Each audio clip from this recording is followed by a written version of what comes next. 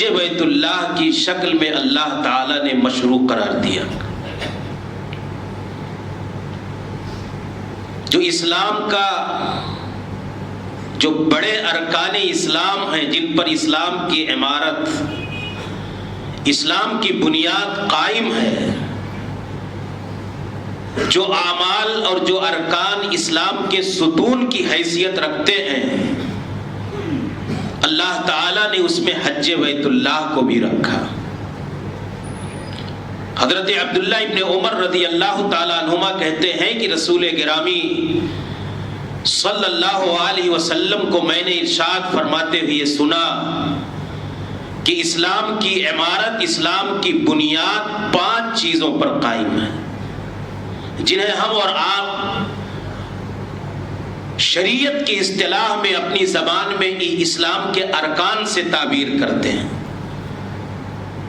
شہادتین کا اقرار، صلاۃ کا قیام، اور اسی طریقے سے ماہ رمضان کے مقدس ایام کے روزے رکھنا، زکوٰۃ کی ادائیگی کرنا، اور 5واں رکن اللہ رب العالمین نے فرمایا وحج البیت من استطاع الیہ سبیلا. جو مالی اور بدنی اعتبار سے اس بات کی استطاعت اور طاقت رکھتا ہے کہ وہ اللہ کے گھر کی زیارت کرے، اس کا قصد اور ارادہ کرے، اللہ کے گھر کے لیے رخت سفر باندھ کر کے بیت اللہ شریف تک پہنچ سکے، تو اللہ تعالیٰ نے کہا کہ اس کے لیے فرض ہے، اسلام کا بنیادی ستون اور رکن ہے. اسے چاہیے کہ اس کی ادائیگی میں وہ اس فرض کو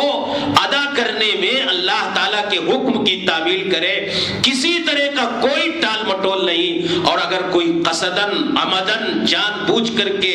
دنیاوی منفعت اور مصلحتوں کو مد نظر اور پیش نظر رکھتے ہوئے اپنے دنیاوی بناوٹی خود ساختہ جھمیلوں اور رکاوٹوں کو رکاوٹ سے تعبیر کرتے ہوئے اللہ کے گھر کی زیارت اور اس کے حج سے اپنے آپ کو دور رکھتا ہے، تو گویا کہ وہ اسلام کی عمارت کو منہدم کرنے کی کوشش کر رہا ہے. حج بیت اللہ کا عملی انکار، ایک اعتقادی انکار کہ ہم تو مانتے ہیں کہ یہ اسلام کا رکن رکین ہے، اسلام کا عظیم ستون ہے، لیکن زبانی طور پر، لیکن عملاً ہم اس کو کرنے کے لیے اور ماننے کے لیے تیار نہیں ہیں. اللہ تعالیٰ نے کہا کہ یہ ایک مسلمان کے اوپر اگر اس تک پہنچنے کے لیے وہ جسمانی اعتبار سے، بدنی اعتبار سے اتنا صحت مند اور طاقتور ہے، اس لائق ہے کہ وہ اللہ کے گھر تک بآسانی سفر کر سکے، اور اس کے جو اخراجات ہیں وہ برداشت کرنے کی طاقت اس تک آ گئی، تو اس کے اوپر اللہ تعالیٰ نے کہا کہ فرض ہو گیا وہ اللہ کے گھر کی زیارت کرے. اور اگر یہ استطاعت نہیں ہے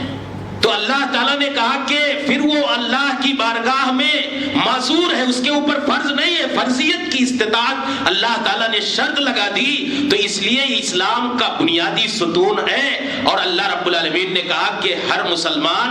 جو اس کی استطاعت رکھتا ہے اس کے اوپر یہ فرض ہے، اسے ادا کرنا چاہیے. قرآن مقدس میں اللہ تعالیٰ نے کہا وَلِلَّهِ عَلَى النَّاسِ حِجُّ الْبَيْتِ مَنِ اسْتَطَاعَ إِلَيْهِ سَبِيلًا، کہ اللہ کی رضا اور خوشنودی کی خاطر اللہ کے لیے لوگوں پر یہ بات فرض ہے کہ حج البیت، اللہ تعالیٰ کے گھر کا، خانہ کعبہ کا، کعبۃ اللہ کا، اور اس اللہ کی عظیم مرکز اسلام اور مرکز توحید اور قبلہ توحید کا قصد اور ارادہ کر کے اس تک جانے کی کوشش کرے. یہ لوگوں پر اللہ تعالیٰ نے فرض قرار دیا. کن کے لیے؟ من استطاع الیہ سبیلا، جو استطاعت رکھتے ہیں، جو طاقت اور قوت رکھتے ہیں، جو اس بات کے اہل ہیں کہ وہ اللہ کے گھر کا حج کریں، اللہ تعالیٰ نے ان کے اوپر یہ فرض قرار دیا ہے کہ ومن کفر، جو عملی انکار کرے گا یا اعتقادی انکار کرے یا حج کی ادائیگی میں جان بوجھ کر کے بلا کسی عذر شرعی کے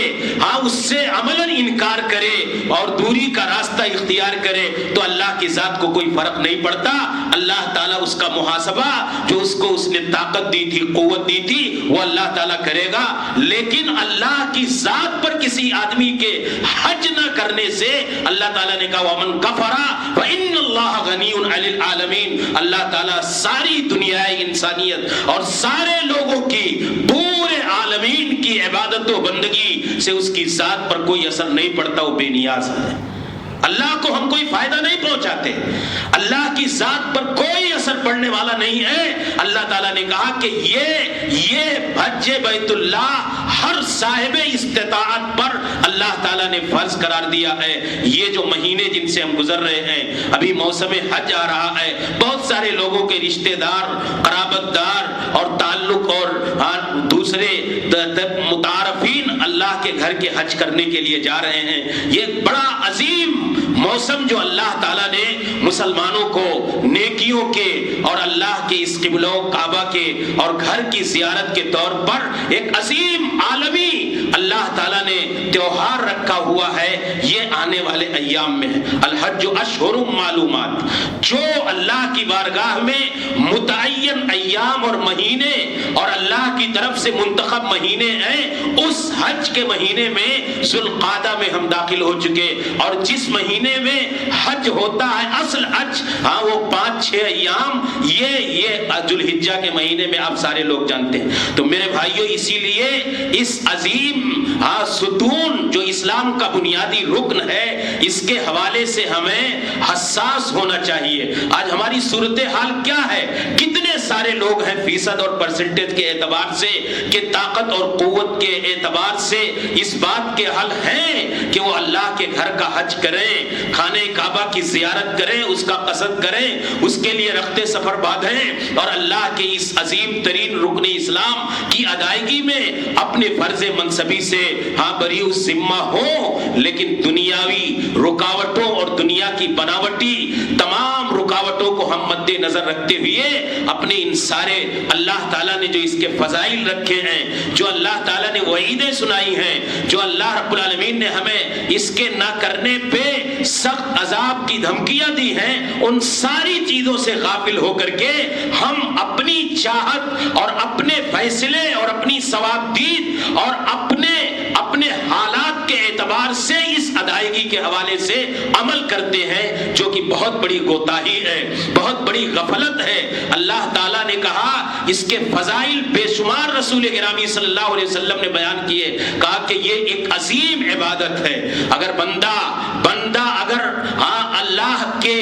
دین متین اور شرع متین کی پابندیوں کے ساتھ، رسول اکرم صلی اللہ علیہ وسلم کی سنتوں کی عملی تطبیق کے ساتھ، شرعی تقاضوں کے ساتھ جو اللہ کے مطلوبہ شرائط ہیں ان کی تکمیل اور ان پر کھرا اترتے ہوئے اللہ کا یہ بندہ اگر حج کر لے جائے تو اس بندے کی زندگی کی سب سے عظیم نعمت جو ہے ایک مومن کی زندگی میں اللہ کے گھر میں بنائے ہوئے جنت کا حصول۔ اللہ تعالیٰ نے کہا، رسول اکرم صلی اللہ علیہ وسلم نے فرمایا العمرۃ الی العمرۃ کفارۃ لما بینہما والحج المبرور لیس لہ جزاء الا الجنہ،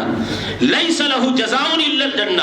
اللہ کے رسول صلی اللہ علیہ وسلم نے کہا، ہمارا تصور کیا ہے کہ ابھی تو پیسہ جمع کرنے کے بعد کہیں دکان خریدنا ہے، کہیں گالا خریدنا ہے، کہیں روم خریدنا ہے، کہیں بیٹے کی تعلیم میں صرف کرنا ہے، کہیں اسی طریقے سے بچیوں کی شادی میں لگانا ہے۔ جب ساری چیزوں سے فارغ ہو کر کے ہمارے پاس کچھ پیسہ بچے گا